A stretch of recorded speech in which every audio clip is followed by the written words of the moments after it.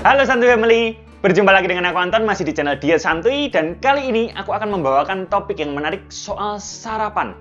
Penting nggak sih sarapan ketika kita sedang melakukan diet? Ada yang bilang sarapan itu penting biar badan sehat, tapi ada yang bilang nggak sarapan juga nggak apa-apa kok. Yang benar yang mana? Mari kita lihat jawabannya berikut ini. Pertanyaan sarapan itu perlu atau tidak memang selalu menjadi perdebatan. Di satu sisi, banyak ahli gizi dan juga orang dengan background kesehatan selalu menyarankan kamu untuk sarapan, karena katanya sarapan itu baik buat kesehatan. Tapi di satu sisi, banyak juga orang bilang nggak sarapan juga nggak apa-apa. Entah itu nggak sarapannya karena kebiasaan ya, karena memang nggak kebiasa aja makan pagi gitu. Atau banyak juga orang dengan sengaja tidak sarapan. Misal karena mengikuti pola diet intermittent fasting, atau di Indonesia juga ada istilahnya OCD seperti itu, yang seringkali jendela makannya bukan ditaruh di pagi hari, tapi di malam hari. Jadi memang nggak sarapan dan baru makan di siang atau sorenya atau malamnya seperti itu. Nah, di video ini aku mau sedikit beri kamu pertimbangan nih. Sebaiknya sarapan atau enggak sih? Aku akan bahas 3 hal. Yang pertama, soal pengaruh sarapan ke berat badan atau program diet. Gitu ya. Lalu yang kedua, soal pengaruh sarapan ke kesehatan atau ke kehidupan secara umum. Dan yang ketiga, soal contoh-contoh makanan yang bisa kamu makan kalau kamu memutuskan untuk sarapan. Oke, kita masuk ke yang pertama ya. Ngomongin soal sarapan dan berat badan. Sebenarnya, aku sudah pernah sampaikan kalau sarapan dan nggak sarapan itu tidak berpengaruh langsung ke penurunan berat badan kalau dalam konteks kalorinya sudah disamakan. Contoh nih, ada si Martha dan si Cindy. Keduanya butuh makan 1.600 kalori untuk menurunkan berat badan. Si Martha suka sarapan, si Cindy nggak pernah sarapan. Martha sarapannya 400 kalori, makan siang 600 kalori, cemilan sore 200 kalori, dan makan malam 400 kalori. Totalnya dalam sehari, Martha makan 1.600 kalori, sesuai targetnya. Kalau si Cindy, dia nggak sarapan, tapi makan siangnya lebih banyak, 800 kalori. Cemilan sorenya 200 kalori, makan malamnya 400 kalori, lalu cemilan malamnya dia 200 kalori. Totalnya sama, 1.600 kalori. Keduanya kan sama tuh, 1.600 kalori. Jadi sebenarnya hasilnya juga sama aja, terlepas sarapan atau enggaknya. Karena tidak bisa dilihat hanya dari sarapannya aja, harus dilihat dari pola makannya dalam seharian penuh. Terkadang ada klaim dari kedua belah pihak.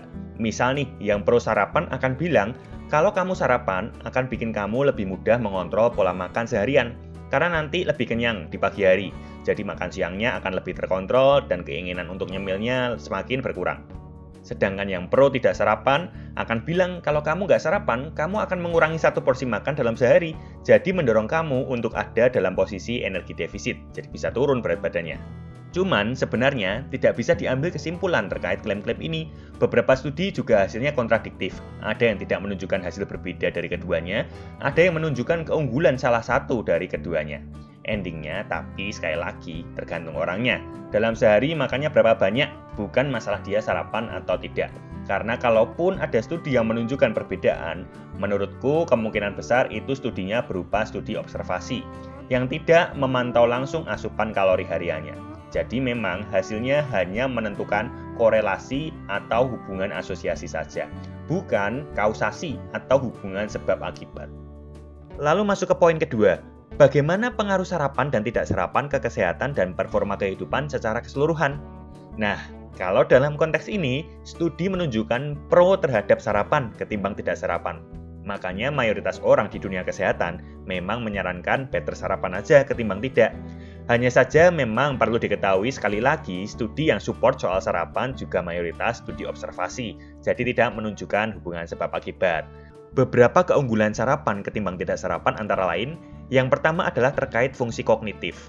Orang yang sarapan dulu dianggap memiliki konsentrasi dan juga daya tangkap yang lebih baik. Jangan lupa kalau otak kita supaya bisa mikir juga perlu asupan gizi.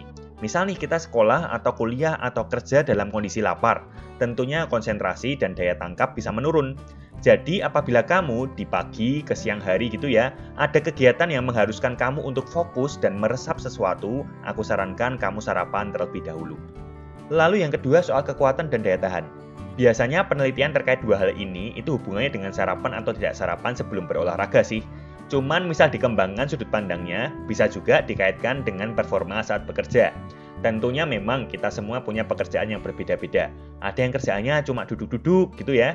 Ada juga yang kerjaannya banyak aktivitas fisiknya, banyak jalan kakinya, banyak angkat barangnya, dan pekerjaan-pekerjaan aktif lainnya.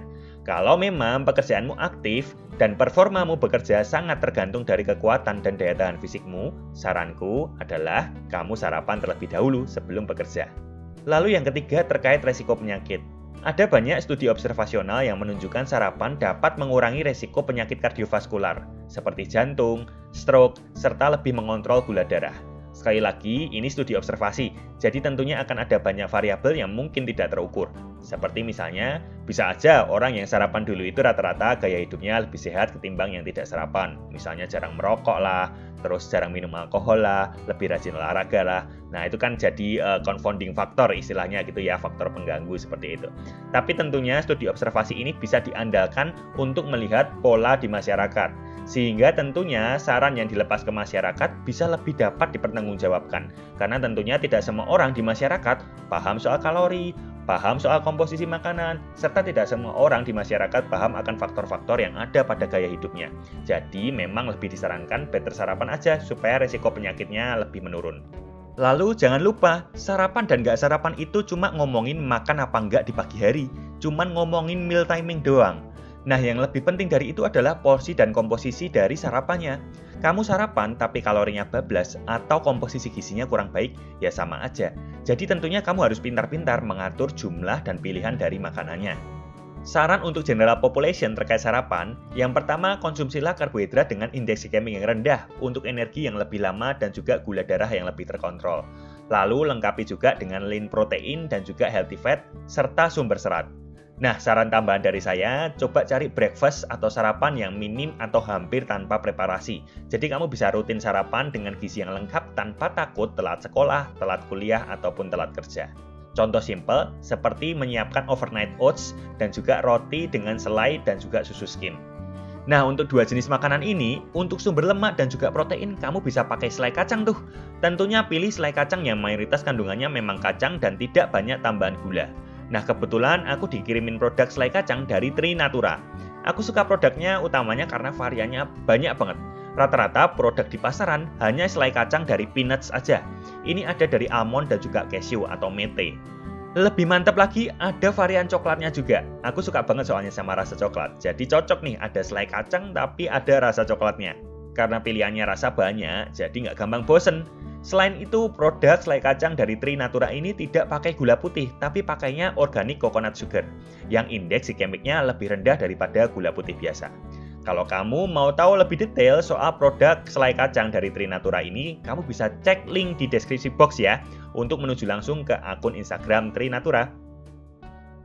Nah, jadi sekarang sudah tahu ya jawabannya ya. Perlu sarapan atau enggak? Itu sebenarnya tergantung kamu. Terserah kamu mau sarapan atau enggak. Kalau aku ditanyain oleh orang umum, memang aku akan menyarankan better sarapan. Nah, dengan sarapan, kamu bisa memasukkan zat gizi lebih banyak ke tubuh kamu. Karena sejak bangun pagi, kamu sudah makan. Seperti itu. Tapi ingat, yang penting kalau sarapan, pastikan porsinya pas dan juga komposisinya bagus. Nah, kalau kamu cari produk yang bisa dipakai buat waktu sarapan gitu ya, misalnya sama roti, atau sama oatmeal, atau sama smoothies bowl seperti itu, kamu bisa pakai produk selai kacang dari Trinatura ini. Variannya banyak banget, ada 6 rasa, ada kacang mete, ada kacang tanah, dan juga ada kacang almond, dan ada varian coklatnya juga. Jadi total nanti ada 6 rasa seperti itu, kamu nggak bakal bosen. Kamu bisa langsung cek di Instagramnya tri.natura, atau nanti lihat aja di deskripsi box, aku taruh Instagramnya di situ. Oke, nah sampai di sini dulu video kali ini. Kita akan berjumpa lagi di video selanjutnya. Jangan lupa kalau belum, subscribe, bunyikan bel notifikasi juga, dan jangan lupa tonton video yang lain juga yang ada di sebelah kiri layar ini. See you di video selanjutnya.